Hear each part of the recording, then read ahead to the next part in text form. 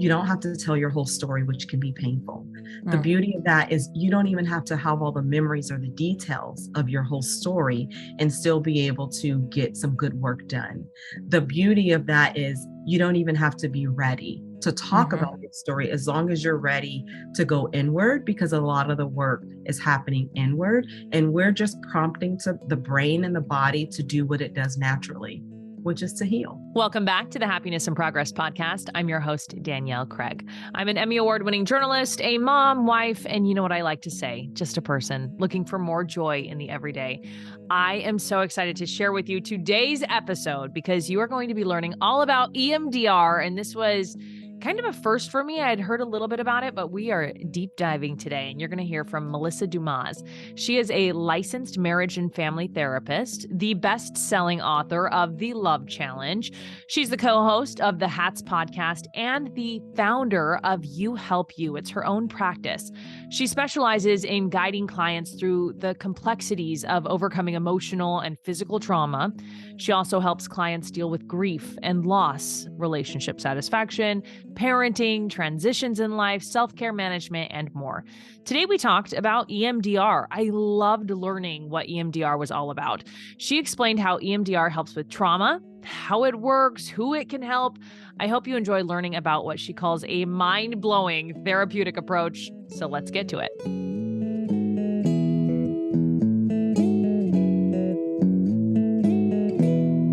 Thank you, Melissa, so much for coming on the podcast today. I really appreciate it. Absolutely. I was excited to come back again. So thank you for having me. We have been, I've been wanting you on the podcast again for so long, so I'm really glad that it worked out. So I have a lot of people who have messaged me and said, talk about EMDR, talk about EMDR. So let's just talk about basics. What is EMDR? EMDR stands for, it's long, which is why we call it EMDR for short. Uh-huh. So I'm going to walk you through it. It stands for eye movement desensitization reprocessing. Mhm. So it is a therapeutic approach. It is a form of therapy that is used by therapists or a licensed clinician in private practice or in group settings where so what a lot of people are familiar with would be something like CBT, cognitive behavioral therapy. So that's a Mhm. type of therapeutic approach. So EMDR is a type of therapeutic approach that originated specifically for trauma or for PTSD. Mm. Oh, so many things to ask you from there. So how exactly does it work? I think a lot of that is in the title. Okay, we've got eye movement going on. So tell me about how that actually works.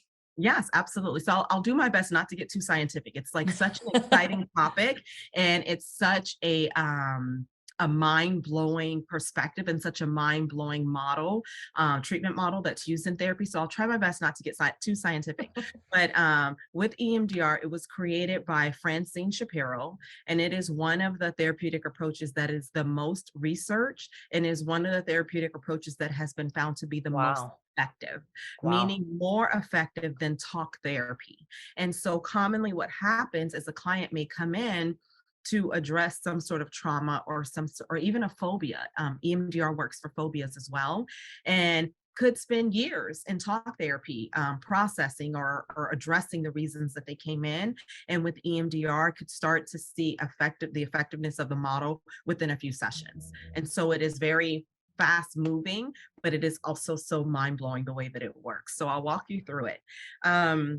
EMDR has 8 phases. Mhm. The first couple of phases are assessment, our intake, getting to learn the client, learning what their strengths are, the areas where they could use more support. A big piece to any type of trauma work, especially with EMDR, is preparation. So a lot of the work that we're doing as clinicians that are trained in this model is preparing the client for the actual EMDR work. And one thing that is also true to be about EMDR, we're always doing EMDR. We may not always be doing eye movement, but we're always preparing and reassessing. So all of that combined together is EMDR, which is why there's Mhm. 8 phases. And so what happens is after a client has done their work with the intake, prepared themselves for the work, then we're also looking at what is the trauma memory or the theme that's happening in life or the phobia that we want to address or target. Once we identify that, we look at what are the unhelpful or the negative thoughts connected to that. And it Mhm. could be, I'm not good enough. It was my fault. Um, I can't make it. I'm never going to do it. It's usually all of those, I won't, I can't, Mhm. I'm not, all of those thought limiting statements. And so we use the bilateral stimulation, which is the eye movement, to get the client to target whatever it is that they've identified as a trauma or the problem, and then to start reprocessing the memories connected to that. And so Wow. it happens in bursts, excuse me, meaning that the eye movement is only taking place anywhere from 15 seconds, 30 seconds to 45 seconds. And Mhm. then we stop and we check in with the client to see where they are. And the purpose of that is so that you don't get overwhelmed with all of these trauma memories being flooded at once. And we're not opening up this trauma box to say, okay, this is what happened to you. Tell me all the details. Tell me what's going on. Mhm. And so that makes it a kinder, gentler model because now you don't have to tell me your whole story. We can just focus on one thought or one target and begin reprocessing the bigger picture. Wow. It seems like that could still be very, very emotional, like Yes. emotionally draining. Yes, absolutely. Absolutely. And I'm glad you used that word draining because part of that preparation work is preparing clients for what to do after an EMDR session.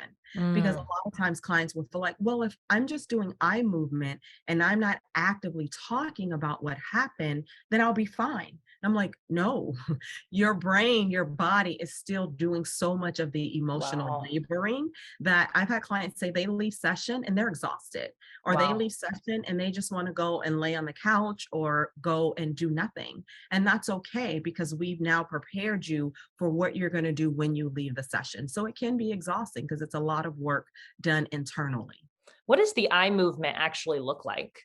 Yeah, absolutely. So the eye movement is some clinicians will use their fingers. I usually use my fingers, especially for virtual, or some clinicians, Oh, you wow. can I was going to ask that too, but it can be done virtually. yes, it can be done virtually That's as well, amazing. which is awesome. So no matter where you are, if you find an EMDR therapist, it can be done virtually. And so the eye movement is following the therapist's fingers or following like a pen or a counter or a highlighter or anything of that nature. And then it's just making sure your eyes are crossing the bridge of your nose as you're following the flow of the therapist's hand movement. And so that's what creates the eye movement.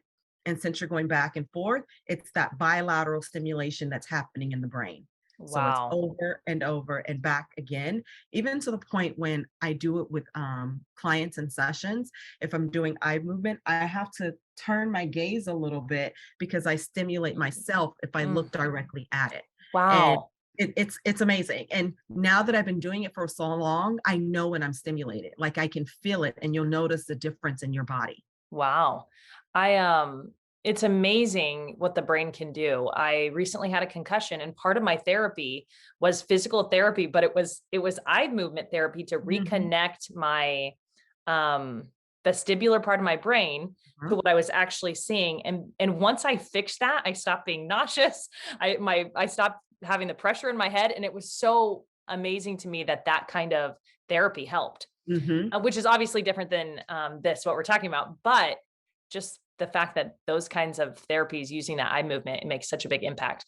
Right, and it's Um, that mind-body connection that's happening with the eye mhm, movement. mhm, which I don't think I realized that before. I don't think I realized that that could happen before. So you said that you could notice when you were stimulated. What does that feel like? For me, when I'm stimulated as the clinician, like if I've accidentally waved the fingers in my face or gazed at it for too long, I feel loopy. I Mhm. start to feel loopy and I have to just breathe my way through and turn my gaze so that I can come back to just being settled. Because basically, what's happening, if you think about, for example, actually, I have my protein smoothie in front of me. If you think about, so what's happening when the bilateral stimulation is happening, we're taking that memory and we're just kind of shaking it up. Mm. And then even though a session may end and we're like, okay, session's over, the brain is still going to settle things where they need to be settled. So if these were our traumatic memories inside of a cup or inside of a jar or a snow globe, if Hmm. those were our traumatic memories, an EMDR session is going to shake those things up. And then the brain is going to recognize, okay, this doesn't belong in the place that it's been stored.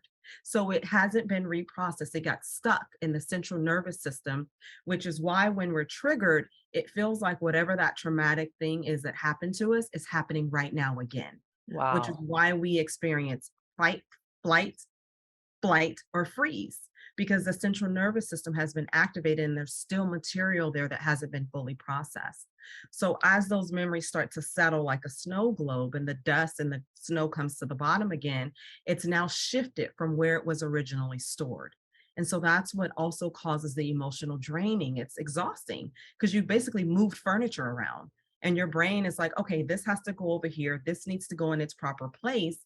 And when that happens, we can now have a memory of that traumatic event and not feel as activated physically as we did in the past. That is incredible. Is there a place in the brain specifically that these traumatic instances in our lives are being held that it needs to move out of? Usually it's the frontal cortex. So frontal Okay. lobe is usually where those memories that have not been fully processed are hanging out. And then once we can reprocess them, then they get stored in their proper places like long-term memory, or else that it needs to go. And so one thing I tell my clients too, I'm not here to change your memories. That's not the purpose of the work or to get you to forget about what happened, because commonly that's an experience that, we may want to have if we experience something horrific. We're like, I just want Hmm. to forget about it. Hmm. But the goal is to reprocess it in a way that opens the lens. So Mm. for example, what I mean by opening the lens, let's say there's a sexual assault victim and they're blaming themselves. And when they open their lens, they may see, oh, it wasn't my fault. I could have wore sweats that day. It didn't matter that I had a skirt on and this still may have happened. And so that helps to bring peace with now blaming myself and seeing it as this was just a horrible person who did this to people for no reason. Wow. That is so powerful when you think about it, how it's impacting people that come to do this. That's Mm. incredible. Why do some of those memories get stuck up there in the prefrontal cortex to begin with? That's a great question. I think that, some material just doesn't get processed in the way that it should. Hmm. For example, if you are going camping and you run into a bear and you get out of the incident and it's fine, there may be some of that material or some of that information that the central nervous system doesn't completely metabolize. Very Mm. similar to, our bodies. Whenever we eat certain foods, there's certain things that just don't get completely metabolized. And it could be our makeup, it could be our genetic makeup, it could be that specific thing that we ate. So it could be that specific memory, or that the information is coming in so fast that only a little bit gets processed or metabolized and not all of it. And so it's not, I say all that to say it's not specific to a certain person, to a certain age group, a certain socioeconomic status, or even a certain event. It's just that sometimes those traumatic memories don't always get processed the way that they should. Wow. If someone's experiencing trauma or anxiety, but they can't at least remember or tie it to a specific event, but they have the trauma symptoms, they have the anxiety symptoms, can EMDR help them? Oh, absolutely. EMDR can work with a specific memory and it can also work with a specific theme. Like, Mm. for example, I've had a client say, I procrastinate a lot and I don't know why. And I want to work on that. So we've used that as our theme for Mm. EMDR to address. And so how we use that is, what are the thoughts and feelings connected to you procrastinating? Those could be, I'm not worthy, I'm not any good, I'm never going to make it to my goals. What are the feelings? I feel anxious, I feel afraid, I feel frustrated. And so, how we connect it to an experience is I ask them, what's the worst memory that you have about you procrastinating? Mm. What's the most recent memory that you have about you procrastinating? What's the first memory that you have about you procrastinating? And then we take one of their memories, usually of their choosing, and that's the one that we begin reprocessing. And so that can work with anxiety as well. What's your worst memory of experiencing anxiety or when you feel anxious? What's your first memory of you feeling anxious? What's your most recent memory? And then we take one of those and then we start the reprocessing process. Wow. Throughout, how long is all this happening? So The eye again, movement part of it. the eye movement part, that is when I do it for a full session, we're doing it in bursts. So anywhere from 15 seconds, 30 seconds, 45 seconds. And I usually leave myself anywhere from 15 to 10 minutes before the session ends to do what's called land the plane. So Mm, while you're in this state of reprocessing, we want to make sure we have enough time to land the plane and give you time to talk about what your experience was or even what I've noticed. So that way we've opened the box during the eye movement, but we've given ourselves time to close that box back up before the client leaves the session. And each mm. session is different. I've had some clients reprocess memories in one session. Wow. And I've had some clients who need multiple sessions in order to reprocess one target memory. So everyone is different in regards to what their treatment plan looks like, but it can be as effective as the eye movement component can be as effective in one session. That's really incredible.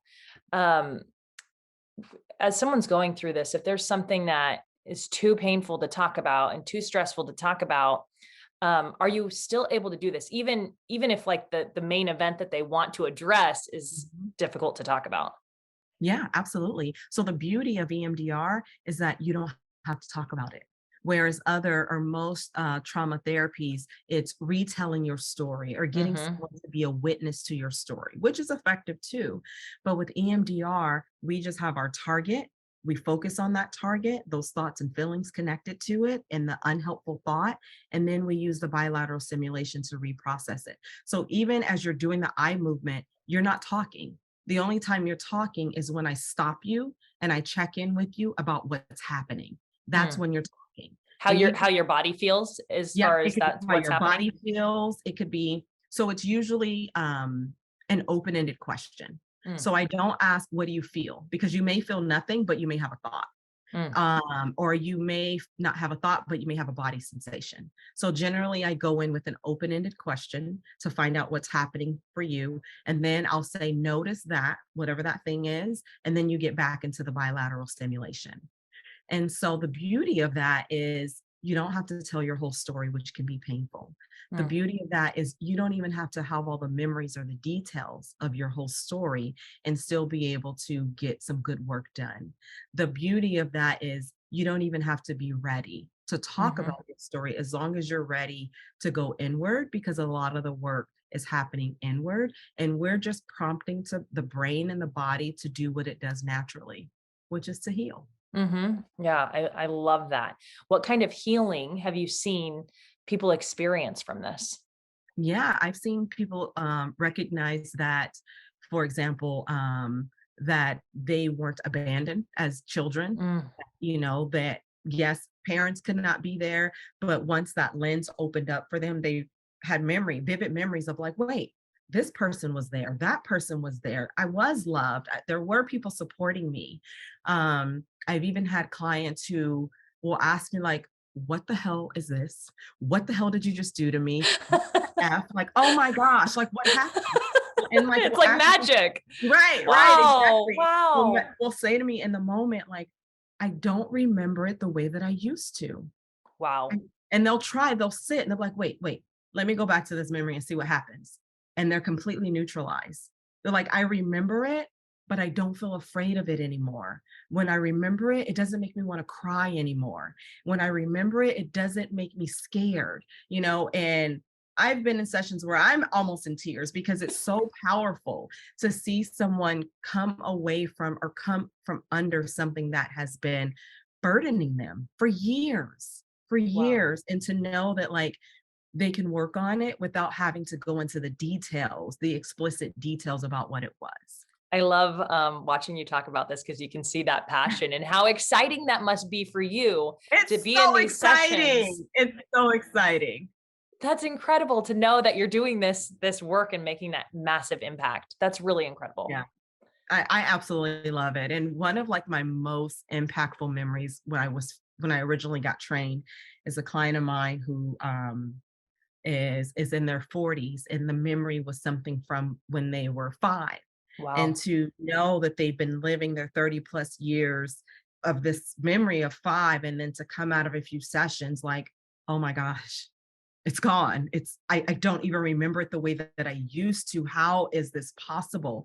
And this just opening up a whole new world for them and opening up their mind to so many other things and goals that they desire for themselves, but feeling like this memory has been a burden and holding them back.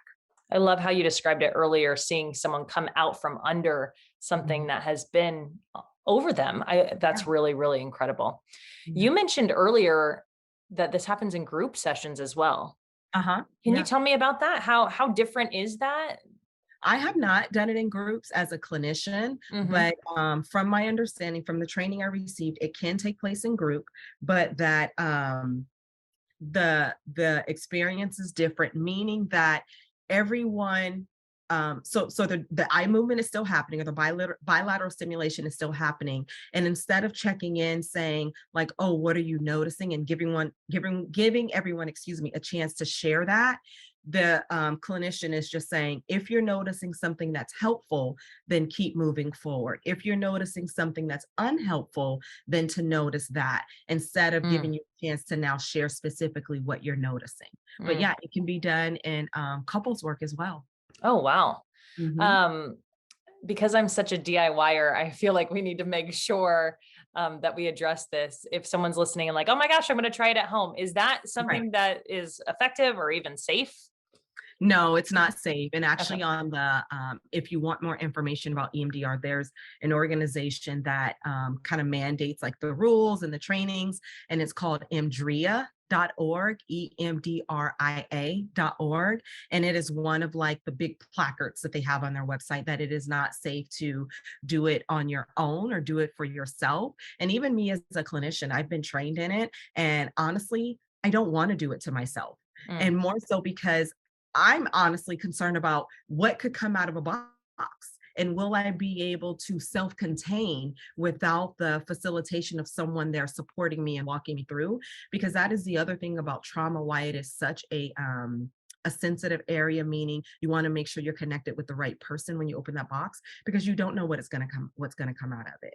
Part mhm, of that training also is protocol for what to do if a client happens to dissociate, because mm, dissociation is a thing too. And so if you DIY yourself, God forbid, and you dissociate, who's going to know? Who's going to know to, to come and find you and to bring you back to the present moment?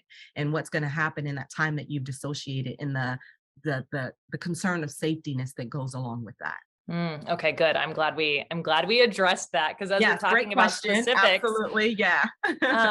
I think a lot of time when we talk about PTSD, we instantly think about veterans, and I Uh-huh. think maybe we're learning more about just as a society and as a culture how big the umbrella of Mhm. PTSD is. Yeah. What would you have to say about that? Who can suffer from PTSD?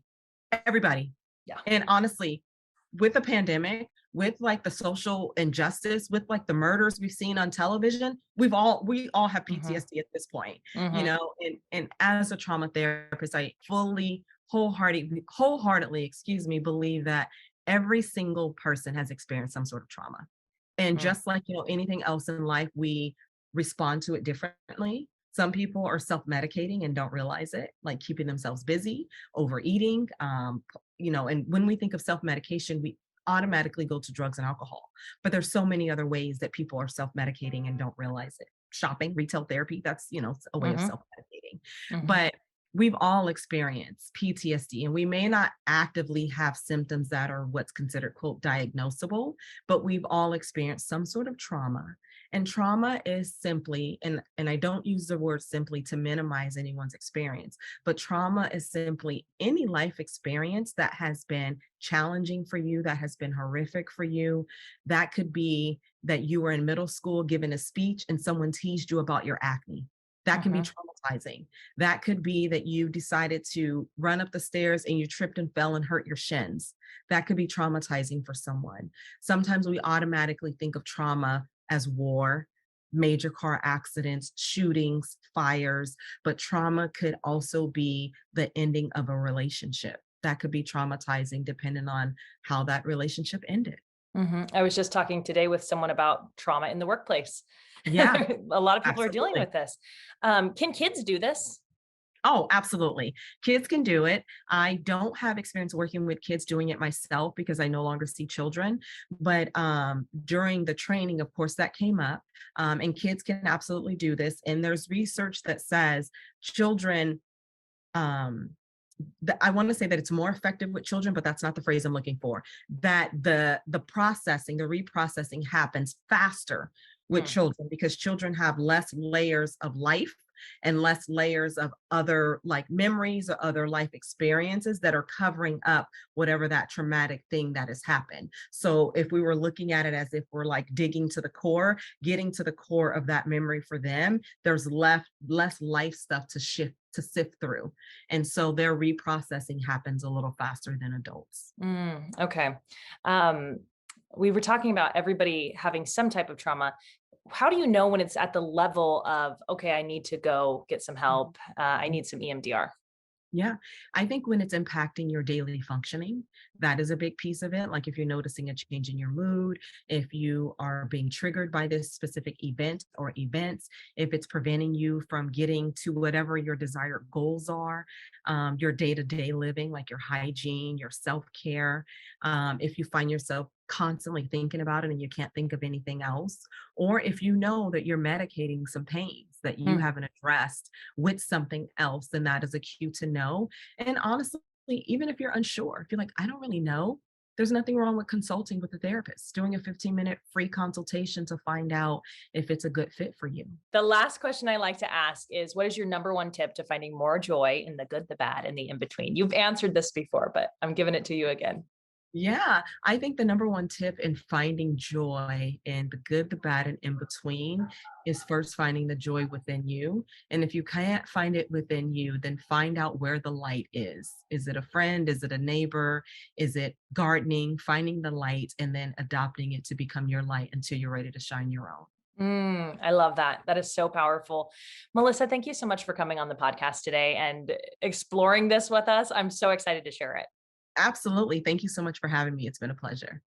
This was my second time having Melissa on the podcast. I've linked her first episode. That one's great too. You can connect with both of us. All of our information is in show notes. And I want to thank you for being here on Happiness and Progress.